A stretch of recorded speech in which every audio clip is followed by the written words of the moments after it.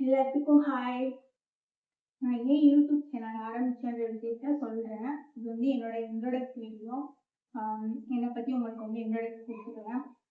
என்னோட பேர் பவித்ரா. நான் வந்து படித்தது வந்து Madurai. Biology student, sports player, etcetera சொல்லிட்டே போகலாம். நான் பண்ணது லவ் மேரேஜ். என்னோட ஊர் வந்து Sivaganga district. But N husband வந்து தர்மபுரி டிஸ்ட்ரிக்ட். ட்ராவல் எவ்வளோ லாங்காக இருக்கோ அது மாதிரியே என்னோட லவ்வும் அவ்வளோ லாங். லாங்னு சொல்லக்கூடாது, அவ்வளோ டீப்பான லவ். அவங்கள பார்த்தது இல்லை, பேசினது இல்லை, எதுவுமே இல்லை. பட் கடவுள் எனக்கு வந்து எப்படி சொல்றதுன்னா, என்னோட ஹஸ்பண்ட் வந்து எனக்கு வந்து கடவுள் கொடுத்த கிஃப்ட்னு தான் நான் சொல்லுவேன். ஏன்னா நான் மேரேஜ் பண்ணது வந்து இப்போ மேரேஜ் ஆகி 5 years ஆச்சு. 20ல் கல்யாணம் பண்ணோம். அப்போ வந்து நான் மேரேஜ் பண்ண டைம் என்னன்னு தெரியல, கொரோனா வேற போட்டாங்க. ஸோ எப்படி சொல்றது, லவ் மேரேஜ்லாம் நீங்கள் நினைக்கிற மாதிரிலாம் இல்லை. லவ் மேரேஜ் லவ்ல வந்து எப்படி சொல்றது, அதை மாதிரி கல்யாணம் பண்ணியிருக்கோம். அவங்க வந்து கிறிஸ்டின், நாங்கள் வந்து இந்து. எங்கள் தாத்தா வந்து ஐயர் அந்த மாதிரி. என்ன பண்ணுறது, அவங்களுக்கு என்ன பிடிச்சிருந்துச்சு, என்னையும் அவங்களுக்கு பிடிச்சிருந்துச்சு. ஃபஸ்ட்டு கல்யாணம் பண்ணும்போது நிறையா ஸ்ட்ரகிள் இருந்துச்சு. லவ் பண்ணி கல்யாணம் பண்ணி 1 வீக்லேயே சண்டை. ஏதாச்சும் அவங்க ஃபேமிலியில் வந்து என்னை பிடிக்கல. ஸோ அதனால எல்லாருக்கிட்டையும் நடக்கிறதான். நானே இருக்கேன்னு வச்சுக்கோங்களேன், என்னோட பொண்ணு வந்து லவ் பண்ணி கல்யாணம் பண்ணா நான் ஏற்றுப்பேன், அக்செப்ட் பண்ணிப்பேன், நல்லா தானே. ஸோ அது வந்து அப்போ வந்து எனக்கு கஷ்டமாக இருந்துச்சு. வந்து மேரேஜ் பண்ணி ஒரு வாரத்துலேயே நம்மளை இந்த மாதிரி பண்ணுறாங்கன்னு சொல்லிட்டு. ஏன்னா மேரேஜ் ஆனது வந்து March 10, என்னோட பிறந்த நாள் வந்து March 17. கரெக்டாக 1 வீக்ல என்னோட பர்த்டே வருது. ஸோ அப்போ அந்த மாதிரி பிரச்சனை நடந்தது. எனக்கு லைஃப்ல மறக்க முடியாத ஒரு கஷ்டமாயிடுச்சு. ஏன்னா ஆசைப்பட்டு கல்யாணம் பண்ணோம். பட் அவங்களும் சின்ன பையன்தான். ஸோ அவங்களும் அவங்க ஃபேமிலி எடுத்து எதுவும் பேச முடியல. நல்லா தான் இருந்துச்சு ஃபேமிலி. சேர்க்க தெரியல அக்கம் பக்கத்தில். அப்புறம் அவங்க சொந்தக்காரங்க அது இதுன்னு சொல்லி ஃபேமிலியில் ப்ராப்ளத்தை பண்ணிவிட்டு அவங்க மட்டும் கிளம்பி போயிட்டாங்க. பட் இருந்தாலும் என் ஹஸ்பண்ட் வந்து என் மேலே ப்ரூவாக இருந்தனால எல்லா பிரச்சனையும் கடந்து இப்போ நான் வந்து அவங்களோட லைஃப் வந்து கண்டினியூ பண்ணிக்கிட்டு இருந்தேன். அந்த கொரோனா டைமில் என்ன பண்ணுறதுன்னு தெரில. அவங்களும் சின்ன பையன், நானும் சின்ன பொண்ணு. ஸோ எங்களுக்கு வந்து வீடு கொடுக்கறதுக்கு கூட யோசிச்சாங்க. சின்ன பொண்ணுங்க மேரேஜ் ஆயிடுச்சுன்னு சொன்னால் யாரும் நம்பவே இல்லை. அப்படி இருக்கும்போது எங்கள் சித்தப்பா சித்தி வந்து மதுரையில் இருந்தாங்க. ஸோ அப்போ வந்து என்ன பண்ணலாம், ஒன்று அவங்க வீட்டு பக்கத்தில் இருக்கணும், இல்லைன்னா எங்கள் வீட்டு பக்கத்தில் இருக்கணும். பட் அங்கே வந்து எனக்கு எந்த ஒரு எப்படி சொல்கிறது, இங்கே வந்து எனக்கு வந்து ஒரு ஹெல்ப் இல்லை. அவங்க தான் வேணான்னு சொல்லி அனுப்பிட்டாங்களே, அப்புறம் என்ன பண்ணுறது. ஸோ நான் எங்கள் ஊர் பக்கம் வந்துட்டேன். வந்ததுக்கப்புறம் என்ன பண்ணுறதுன்னு யோசிச்சுட்டு இருந்தேன். அப்போ எங்கள் சித்தப்பா சித்திக்கிட்ட சொன்னேன், இந்த மாதிரி பிரச்சனை. அவங்க வீட்டில் வந்து என்னை ஏற்றுக்கலை. கேட்கலாம், ஏன் அப்பா அம்மா கிட்ட சொல்லாமல் ஏன் சித்தப்பா சித்திகிட்ட சொன்னீங்கன்னு கேட்கலாம். ஏன்னா எனக்கு வந்து அப்பா அம்மா வந்து சின்ன பிள்ளையிலேயே சண்டை போட்டு பிரிஞ்சுட்டாங்க. எங்களை எனக்கு தம்பி ஒரு தங்கச்சி 2 பேர் இருக்காங்க. சின்ன பிள்ளையிலேருந்தே நாங்கள் வந்து தாத்தா பாட்டியோட வளர்ப்பில் தான் வளர்ந்தோம். அப்போ வந்து என்ன பண்ணுறதுன்னா, 2 பேர் பிரிஞ்சுட்டாங்க. அம்மா வந்து வேலை பார்த்து எங்கள் 3 பேர்த்தையும் படிக்க வச்சாங்க. நான் பயாலஜி ஸ்டூடெண்ட்டு. என் தங்கச்சி வந்து நான் என்ன பண்ணேன், சரி நம்ம தான் மூத்த பொண்ணு, நம்ம படித்து எனக்கு வந்து அப்போ வந்து பணம் தான் வந்து ரொம்ப தேவையாக தெரிஞ்சிச்சு. வேலைக்கு போகுமா படிக்க போகுமான்னு. நான் வந்து பிஎஸ்சி மைக்ரோபயாலஜி படிக்க போனேன் கோயம்புத்தூரில். அப்போ வந்து போய் நான் எல்லாமே ஃபார்ம்லாம் எல்லாம் ஃபில் பண்ணிட்டேன். பட் என்ன பண்ணுறதுன்னா, அந்த சமயத்தில் வந்து என்னோடய அம்மாவுக்கு வந்து கை ஆக்சிடெண்ட் ஆகிடுச்சு. ஸோ அதனால் வந்து படிப்பை வந்து கண்டினியூ பண்ண முடியல. ஏன்னா அது நான் படித்தது வந்து ப்ரைவேட்டு. ஸோ ஃபீஸும் கொஞ்சம் அதிகமாக கட்டணும். பட் நான் வந்து ஸ்கூல் ஃபஸ்ட்டில். ஸோ அதனால் வந்து எனக்கு வந்து ஸ்பான்சர் பண்ண ரெடியாக தான் இருந்தாங்க. பட் இருந்தாலும் எனக்கு வந்து அப்போதைக்கு இருந்த சூழ்நிலையில் என்னோடய ஃபேமிலியை தான் பார்க்கணுன்னு தோணுச்சு. ஸோ நான் என்ன பண்ணேன், +2 படித்து முடிச்சுட்டு காலேஜில் போய் அப்போ ஃபார்ம்லாம் ஃபில்அப் பண்ணிட்டு வந்துட்டேன். திருப்பி போய் அந்த ஃபார்ம் என்னோடய சர்டிஃபிகேட்லாம் வாங்கிட்டு வந்துட்டு வீட்டில் எங்கேயாச்சும் வேலைக்கு போகலாம், ஃபேமிலியை ரன் பண்ணலாம், தம்பி தங்கச்சிங்களாச்சும் படிக்கட்டும் அப்படின்னு நினச்சி நான் வேலைக்கு போக ஆரம்பித்தேன். அப்போ கற்றுக்கிட்டது தான் இந்த டெய்லரிங். ஏன்னா கோயம்புத்தூர், திருப்பூர், அதனாலே நமக்கு வந்து தெரியும் தானே என்னென்ன. இங்கே வந்து கார்மெண்ட்ஸ் தான் அதிகமாக இருக்கும். அப்போ நான் வந்து அங்கே போய் என்ன பண்ணேன், ஃபஸ்ட்டு ஹெல்ப்பராக போனேன். அப்போ வந்து வீக்லி எப்படி சொல்கிறது, 1 டேக்கு வந்து 300 கொடுப்பாங்க. ஷிஃப்ட்டு தான், ஒரு ஷிஃப்ட்டு, 1 ஷிஃப்ட்டு, நைட் ஷிஃப்ட் அந்த மாதிரி.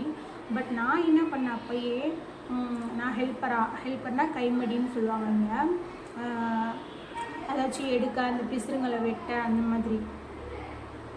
நான்லாம் அந்த வேலை பார்க்க மாட்டேன்னு சொல்லிட்டேன். நான் என்ன பண்ணிட்டேன், நான் தைக்கிறேன் அப்படின்னு சொன்னேன். அப்போ வந்து அது வந்து எக்ஸ்போர்ட் பெரிய கம்பெனி, அதனால என்ன பண்ணிட்டாங்க, அந்த அண்ணன் கான்ட்ராக்ட், அந்த ப்ராடக்ட் வந்து கான்ட்ராக்ட்னு ஒருத்தவங்க எடுத்துருப்பாங்க. ஸோ அவங்க வந்து என்ன சொல்லிட்டாங்க, நீ டீ டைமில் ஏதாச்சும் ஹெல்ப்பராக இருந்துக்கிட்டே நீ வந்து கற்றுக்கலாம், அப்போ தான் உனக்கு தெரியும் அப்படி இப்படின்னு சொன்னாங்க. என்னால் மனசு ஏற்றுக்க முடியல. டக்குன்னு வந்து எனக்கு என்ன தோணுச்சு, டக்குன்னு டெய்லர் ஆகணும், சம்பாதிக்கணும். ஏன்னா இங்கே வந்து நல்லா சேல்ரி, பீஸ் ரேட்டு தானே. ஸோ அதனால் நல்லா சம்பாதிப்பாங்க. வீக்லி சேல்ரி வாங்கும்போது எனக்கும் ஆசையாக இருக்கும், நம்மளும் இவ்வளோ சம்பளம் வாங்கணும் அப்படின்னு நினச்சிட்டு நான் என்ன பண்ணிட்டேன், அதை வந்து ரொம்ப கூர்மையாக கற்றுக்க ஆரம்பிச்சிட்டேன். எப்போ டீ டைமு, லன்ச் டைமு, அந்த மாதிரி எப்பப்போ ஃப்ரீ கிடைக்குதோ அப்பப்போலாம் நான் வந்து என்ன பண்ணுவேன்னா கற்றுப்பேன். அப்போ வந்து எனக்கு ரொம்ப ஹெல்ப் பண்ணுறது இந்த கான்ட்ராக்ட்கார அண்ணா தான். ஓவர்லாக்கில் வந்து 5 thread நூல்.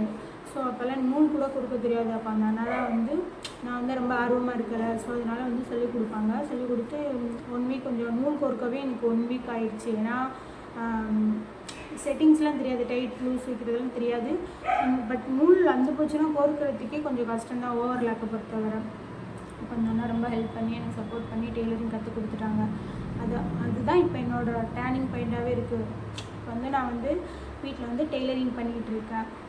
ஏதோ என் ஹஸ்பண்டுக்கு என்னால் உடம்பாட கொஞ்சம் ஹெல்ப் பண்ண முடியுது. டெய்லரிங்கு நான் தான் பண்ணி பாட்டிட்டேன்னா என் தங்கச்சி என்ன பண்ணிடுச்சு, 11th இருந்துச்சு, 12th படிக்கலை. ஏன்னா நான் கல்யாணம் பண்ணிட்டேன்ல, மேரேஜ் பண்ணிட்டேன். ஸோ அவள் என்ன பண்ணிட்டா, சரி அவள் ஃபேமிலியை பார்த்துக்கலான்னு சொல்லிட்டு அவளும் 11th நிப்பாட்டிட்டு, ஏன்னா எங்களுக்கு தான் அப்பா இல்லைல்ல. ஸோ அதனால் அவள் வந்து என்ன பண்ணிட்டா, அவள் வேலைக்கு போக ஆரம்பித்தா. அவளும் கார்மெண்ட்ஸ் தான். ஏன்னா எப்படி சொல்கிறது, அங்கே வந்து அந்த மாதிரி ஜாப் தான், நல்ல சேலரியும் கூட, அதுதான் பாதுகாப்பானதும் கூட. ஸோ அவளும் கற்றுட்டு அவள் வந்து எங்கள் தாத்தாப்பட்டி ஊர்லேயே இந்த மாதிரி கார்மெண்ட்ஸ் வந்து இங்கே எங்கள் தாத்தாப்பட்டி ஊர்லேயே கொண்டு வந்துட்டாங்க. ஸோ அங்கே வந்து அவள் ரன் பண்ணிகிட்டு இருந்தா. அப்புறம் அவளோட லைஃப் நல்லா தான் வந்துச்சு. அப்புறம் எங்களுக்கு என் ஹஸ்பண்ட் வந்து பிரிஞ்சு இருந்துட்டோம். வீடும் இப்போ பார்த்து சித்தப்பா சித்தி வீட்டு பக்கத்துலேயே இருக்க ஆரம்பிச்சிட்டோம். கொஞ்ச நாள் அப்படியே போச்சு. கொரோனா டைம், வேலை என்ன பண்ணுறதுன்னு தெரில. பட் அப்போ வந்து சொன்னாங்க, அக்கம்பத்தில் இருக்கவங்க சொன்னாங்க, ஹோட்டலில் இந்த மாதிரி வேலை இருக்குதுன்னு சொல்கிறாங்க அப்படின்னு சொல்லிட்டு என் ஹஸ்பண்டை கேட்டாங்க. நான் ஹோட்டல் வேலையா, அவங்க வந்து டிப்ளமோ மெக்கானிக்கல் இன்ஜினியரிங் படிச்சிருக்காங்க. ஸோ நான் வந்து அந்த மாதிரி HCL அடக்க அப்படிலாம் போகக்கூடாது, யாரெல்லாம் நம்ம 2 பேரும் சேர்ந்து வாழக்கூடாதுன்னு பிரித்து விட்டாங்களோ அவங்க முன்னாடி நம்ம நல்லா வாழ்ந்து காட்டணும் அப்படி இப்படின்லாம் நல்லா பெரிய சபதம்லாம் எடுத்தேன். பட் எடுத்து என்ன பண்ணேன், கொரோனா டைமாக போச்சு. பட் வேலை கிடைக்கல. அப்புறம் TVS கம்பெனியில் போய் கேட்கலான்னு போனாங்க. பட் அது வந்து கொஞ்சம் ட்ராவல் லாங்காக இருந்துச்சு. ஸோ அதனால் வேணான்னு சொல்லிட்டேன். அப்புறம் எங்களுக்கு இந்த OLX ஆன்லைன் ஜாப், ஆன்லைன்னாலே தான் எங்கள் லைஃபே இப்போ ஓடிக்கிட்டே இருக்குன்னு வச்சுக்கலாம். ஏன்னா OLXில் பார்த்து ஒரு டாக்டர்கிட்ட தான் என் ஹஸ்பண்ட் ஒர்க் பண்ணாங்க. ஆனால் அந்த டாக்டர் வந்து எப்படி சொல்கிறது, வேலைக்காரவங்க அந்த மாதிரிலாம் நடத்த மாட்டாங்க. என் ஹஸ்பண்ட் வந்து அந்த டாக்டர் குடும்பத்தில் வந்து ஒரு மெம்பராகவே ஆகிட்டாங்க. எப்படி சொல்கிறதுனா, மேரேஜ் பண்ணி என் கூட 5 இயர்ஸாக என் கூட இருந்ததை விட அவங்க டாக்டர் ஃபேமிலி கூட தான் அதிகமாக இருந்திருக்காங்க. அவங்க நல்லா பார்த்துப்பாங்க, என்னையுமே நல்லா பார்த்துப்பாங்க. ஏதோ பிறந்த நாள் இல்லை கல்யாண நாள் எது இருந்தாலும் ஏதாச்சும் ஒன்று வந்து குக் பண்ணுவாங்க. எப்படி சொல்கிறது, மதுரையை பொறுத்தவரை நாங்கள் எப்படி, எனக்கு சொந்த பந்தம் எனக்கும் அவ்வளோவா இல்லை, என் ஹஸ்பண்டுக்கும் அவ்வளோவா இல்லை. இருக்காங்க, எப்படி பேருக்கு இருக்காங்க, நம்ம கொண்டுனா வந்து முன்னாடி நிற்க மாட்டாங்களா, அந்த மாதிரி சொந்தக்காரங்க தான் இருக்காங்க. ஸோ அதனால் நானும் சொந்த பந்தத்தை எல்லாத்தையுமே அவாய்ட் பண்ணிட்டேன். என்னை பொறுத்தவரை என் சொந்தம்னா என் அம்மா, என் தம்பி, என் தங்கச்சி, அப்புறம் என் அம்மா கூட பிறந்தவங்க சித்தி சித்தப்பா, இவங்க தான் என்னோடய ஃபேமிலியே. வேறு யாரும் இல்லை. எங்கள் தாத்தா பாட்டி தான் எனக்கு அப்பா அம்மா மாதிரினே வச்சுக்கலாம். அப்போ என்ன பண்ணுவாங்க, எனக்கு வந்து இந்த மிளகா பொடி அரைக்கிறது, என் அம்மா வந்து எனக்கு என்னென்ன பண்ணணுமோ அது மாதிரி தான் எங்கள் தாத்தா பாட்டி 2 பேரும் என்னை எப்படி சொல்கிறது, சாப்பிட்டு எச்சி தட்டை கூட எடுத்து வைக்க மாட்டேன் அப்பயே கஷ்டப்படும் போதே. அப்புறம் இங்கே வந்து என் ஹஸ்பண்ட் ஒர்க் பண்ணதுக்கப்புறம் டாக்டர்கிட்ட போனதுக்கப்புறம் எங்களை வந்து பார்த்துக்க அடிக்கடி தாத்தா பாட்டி வருவாங்க, மாதம் மாதம் வருவாங்க, வந்து அவங்களால முடிஞ்சதை எங்களுக்கு ஹெல்ப் பண்ணுவாங்க. அப்புறம் என் ஹஸ்பண்டும் அப்போவே சின்ன பையன்தான், பட் இதுவரை இதில் வந்து கவனிக்க வேண்டிய விஷயம்னா சொந்த பந்தத்தை நம்பலை, அந்த தாய் தகப்பனை நம்பலை. அவங்க வெறும் ஓஎல்எக்ஸில் ஆட் பார்த்து டாக்டர்கிட்ட ஒர்க் பண்ணி அவங்க என் ஃபேமிலியை பார்த்துக்கிட்டாங்க. அதுதான் இதில் ஹைலைட்டே. இந்த மாதிரி ஹஸ்பண்ட் கிடப்பாங்களான்னு எனக்கு தெரில. அந்த மாதிரி தான் கல்யாணம் பண்ணியிருக்கேன். பட் இருந்தாலும் என்னை இவ்வளோ பாசமாக என்னை இதுவரை வேலைக்கு போனது வரை சொன்னதே கிடையாது. நான் வேலைக்கு போகிறேன் வெளியிலன்னு சொன்னால் கூட வேணாம் நீ வீட்லேயே இருன்னு தான் என் ஹஸ்பண்ட் சொல்லுவாங்க. என் ஹஸ்பண்டுக்கு வந்து வேலைக்கு போகிறது பிடிக்காது, பிடிக்கும், பட் இருந்தாலும் பொசசிவ் அதிகமாக இருக்கும் என் ஹஸ்பண்டுக்கு. என்ன லவ் பண்ணி கல்யாணம் பண்ணியிருக்காங்களே, அதனால் என்ன பண்ணாங்க, உனக்கு டெய்லரிங் தெரியும் தானே, நான் மிஷின் வாங்கி தரேன், நீ வீட்லேயே இருந்து தைச்சி கொடு அப்படின்னு சொல்லிட்டு first singer machine, power machine தான் வாங்கி கொடுத்தாங்க. அது ஒரு 33,000 ரூபாயா நம்ம சம்திங். அப்போ 33,000 இல்லை, சிங்கர் மிஷின் வந்து 25,000 நம்ம தான் ஜாக் கேட்டு வாங்கி கொடுத்தாங்க. அப்போ அதை வச்சு நான் என்ன பண்ண மதுரையில் வந்து நான் வந்து அப்போ புதுசு, அப்போ எனக்கு வந்து கார்மெண்ட்ஸ் பீஸ் மட்டும்தான் தைக்க தெரியும். அப்போ என்ன பண்ணுறதுன்னு தெரில. அப்போ வந்து நைட்டிலாம் பீஸ்லாம் கட் பண்ணி வீட்டில் ஸ்டிச் பண்ணி கொடுக்க சொல்லுவாங்க.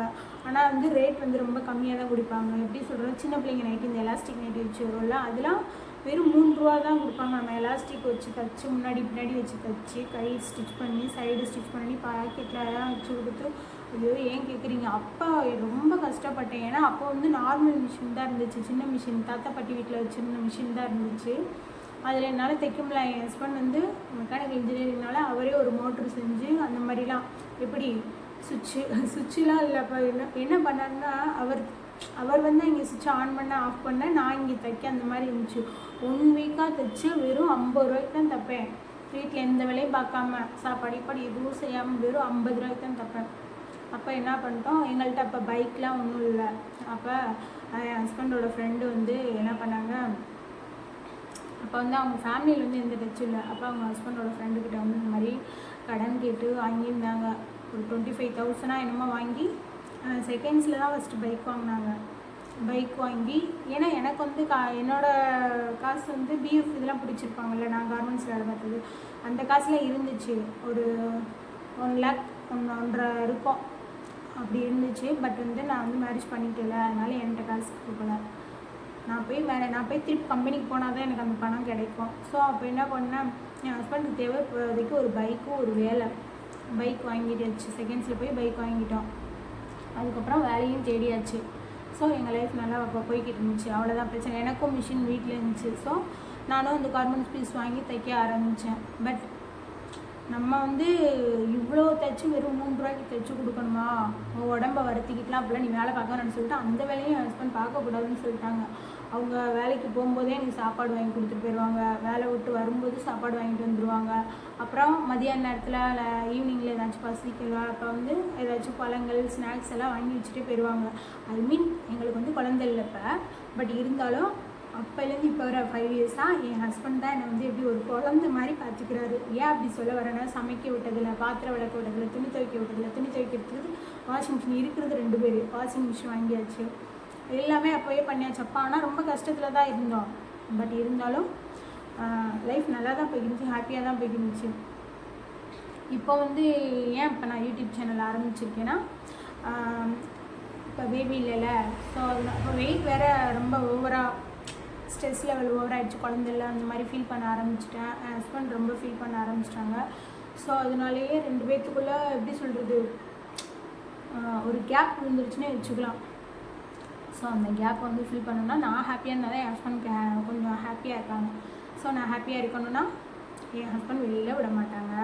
அவங்களுக்கு இந்த மீடியா அதெல்லாம் பிடிக்காது. அப்போ என்ன பண்ணுறதுன்னு தெரில. ஹஸ்பண்ட்டை சொன்னேன், இந்த மாதிரி நான் யூடியூப் சேனல் ஆரம்பிக்கிறேன், நான் தான் டெய்லரிங் ஒர்க் பண்ணுறேன்ல, யூடியூப் சேனல் ஆரம்பித்தா நமக்கு கொஞ்சம் ஹெல்ப்பாக இருக்கும்ல அப்படி இப்படின்னு ஏதோ சொல்லி யூடியூப் சேனல் ஆரம்பிச்சிருக்கேன். ஸோ நீங்கள் தான் எனக்கு சப்போர்ட் பண்ணி என்னை வந்து கொஞ்சம் ஹெல்ப் பண்ணணும். ஸோ மறக்காமல் லைக் பண்ணுங்கள், ஷேர் பண்ணுங்கள், சப்ஸ்கிரைப் பண்ணுங்கள். அப்புறம் எனக்கு வந்து இந்த நியூ இயரில் வந்து எனக்கு வந்து ஒரே ஒரு வேண்டுதல் மட்டும் வச்சுக்கோங்க என்னோடய ஃப்ரெண்ட்ஸ் எல்லோரும். எனக்காக குழந்தைக்காண்டி ப்ரே பண்ணிக்கோங்க எல்லோரும். முடிஞ்ச வர ஷேர் பண்ணுங்கள், சப்ஸ்கிரைப் பண்ணுங்கள். எனக்கு இந்த யூடியூப் சேனல் இப்போ நான் இன்ட்ரடியூஸ் பண்ணது முக்கியமான காரணம், எனக்கு தெரிஞ்சவங்களோ என்னோடய ஃபேமிலியோ அவங்க ஃபேமிலியோலாம் கிடையாது. முன்ன பின்ன தெரியாத இன்ஸ்டாவில் இருக்கிற ஃப்ரெண்ட்ஸ் தான் எனக்கு ஹெல்ப் பண்ணி இப்போ வந்து எனக்கு வந்து இந்த ஆப்பர்ச்சுனிட்டியை கொடுத்துருக்காங்க. ஸோ எல்லாத்துக்கும் ரொம்ப ரொம்ப ரொம்ப ரொம்ப ரொம்ப ரொம்ப தேங்க்ஸ். தொடர்ந்து உங்கள் சப்போர்ட்டை கொடுங்க.